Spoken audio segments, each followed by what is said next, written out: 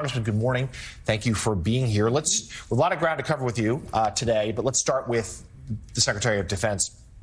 Your concerns, not just about the lack of accountability and the misuse of the personal devices, the Signal app, which is not as nearly as secure as obviously any sort of government encryption program, but also how can you then send a message to everyone else employed by the Department of Defense that classification matters?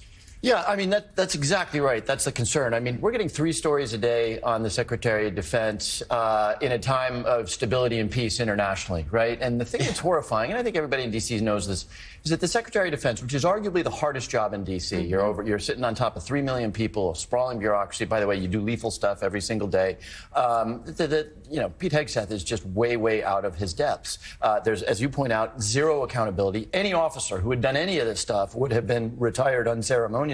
And so you're sending a message of accountability doesn't matter to a group of people who carry weapons, who drive aircraft, who are, maneuvering ships in very dangerous areas. And, by the way, again, no crisis, right? What happens when North Korea is fueling a nuclear missile and the president says to Pete Hegseth, what's happening and what should I do? What happens when there's a terrorist attack on one of our embassies and Pete Hegseth, with his American flag, coat lining, is doing rhymes in the White House? This is, again, we're not in crisis right now, but the Secretary of Defense needs to be prepared to lead and give good advice in a crisis. And Pete Hegseth can't get through a day without 3 ridiculous headlines. And a lot of this is so basic. I mean, it doesn't take somebody who's, steeped in military, knowledge to understand that this behavior is reckless and it endangers our national security.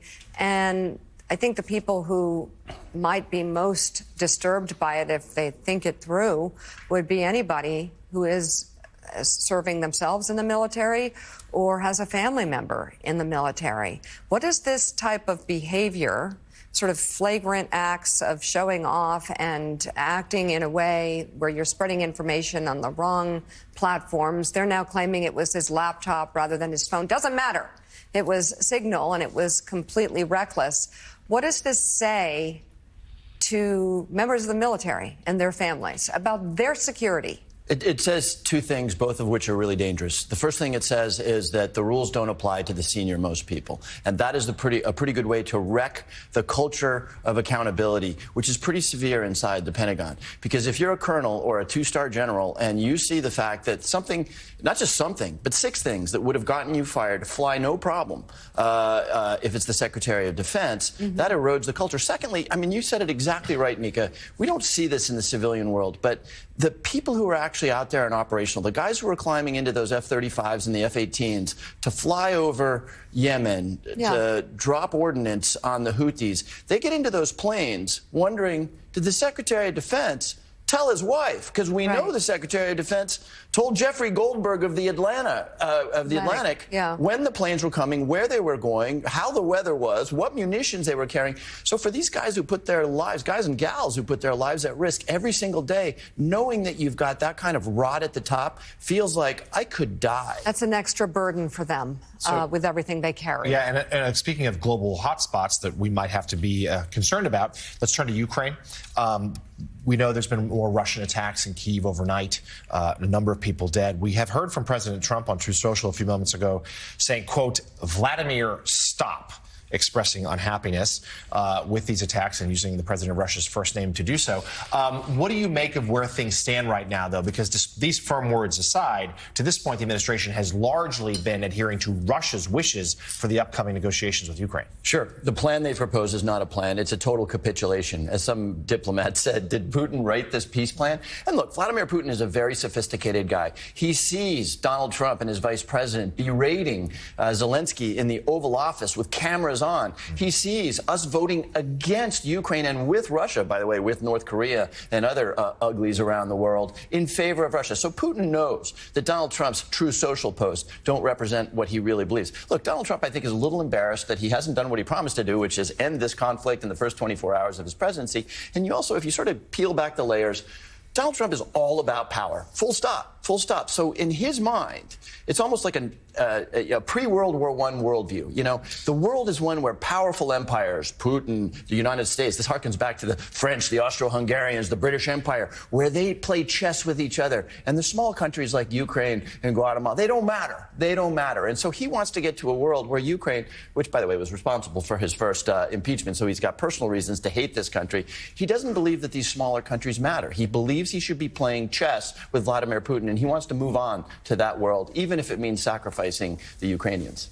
Congress, looking to budget negotiations, Elon Musk has not been able to cut as much as he had projected with his Department of Governmental Efficiency. And so when budget negotiations come around, there's still some cuts that are going to have to be made if there is going to be any decrease in the deficit. Do you predict that Republicans are going to show a willingness to make any defense cuts? No, absolutely not. I mean, again, they have a math, pardon me, they have a math problem they can't solve, right? So they've got a massive package of tax cuts for corporations and very wealthy people. The price tag on that is many trillions of dollars. So because they still have an echo, some of them, a few of them, have an echo of fiscal responsibility, they say we need to make severe cuts. So big tax cuts, more spending on defense, where that is coming from. And by the way, this is not a Democrat talking. This is in their budget. It is coming from Medicaid. And we're at a moment where the rubber meets the road, because they've said we're going to find $880 billion, almost $1 trillion in Medicaid and waste, fraud, and abuse. That is total fantasy. They know that. But now they need to actually take that money and allocate it to cuts to accounts. And that's when the American people are going to react exactly the same way the American people reacted when their 401ks got clocked 15%, because that's very real to people. So the next couple of weeks are going to be pretty tough for the Republican majorities. Congressman, do you believe that the Democrats have taken their case to the American people directly enough about what could be deep cuts to Medicaid that are clearly unpopular? Your Republican colleagues have been instructed not to hold town halls, I imagine in part for this reason. So in that absence, what should Democrats be doing to make clear to Americans across the country that the price for these looming tax cuts for billionaires and millionaires is going to be coming out of their pockets and out of Medicaid? Yeah, no, I mean, we've been beating that drum hard. I mean, for my own part, my guest at the State of the Union address was the head of my local community health center, who said, I may have to close with cuts this big. We're highlighting the actual people. 80 million Americans get their health insurance from Medicaid, and I think it's getting through. You know how I think it's getting through? A dozen Republicans sent a letter to the Speaker saying we will not vote for a budget bill that cuts Medicaid, and they're saying they're going to cut $1 trillion. So this is a and by the way, we're not doing this to get partisan advantage. The kind of cuts they're talking about to Medicaid would absolutely devastate the American public. And not just the American public, but the most vulnerable members of the American public. And I think America's starting to feel that. By the way, they're also starting to say, okay, well, we trusted him on the whole tariffs thing. How'd that work out? You know, and so I'm not sure he's trusted on this issue. I know. Again, I'm going to say it again. Everyone I talked to who voted for Trump said, I didn't think he was serious about the tariffs. Yeah, and he wasn't. I mean, he was in the sense of doing it, but in terms of actually doing the work to figure out how to achieve a reindustrialization of coffee. There's tariffs on coffee. There is nothing we can do to grow coffee in this country, right? It just isn't going to happen. And yet we've got huge tariffs on coffee, which serves, and I could name 1,000 other products that are in that category. So, look, the American people, a bunch of politicians can say a bunch of words, but when they open up their laptop and they see that their retirement account is now down 15%, doesn't matter what words a bunch of politicians say. Ranking member of the House Intelligence Committee, Democratic Congressman Jim Himes of Connecticut, thank you. Enjoy your coffee. You can have the mug. All right, still ahead.